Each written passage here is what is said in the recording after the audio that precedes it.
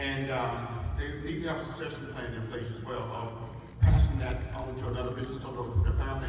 So, Mr. Mike, if you can talk about that, please. Thanks, Dan. So I'm going to talk to you about a business owner. Her name is Cindy. I'm going to tell you Cindy's story today. And this is a story that will sort of accentuate why you want to connect small businesses to lawyers, right? I've talked about it before. I'll say it again.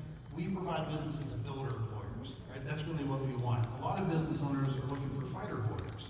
That's when they think that they need a lawyer, when they're in a fight. But they don't always understand that they need a lawyer to help build their business, grow their business, help them avoid mistakes and thrive. That's really where we do our best work, right? When we're brought in to do the fight, it's expensive, it's time consuming, it's traumatic, and it derails the business oftentimes. And so Cindy's story is a good story for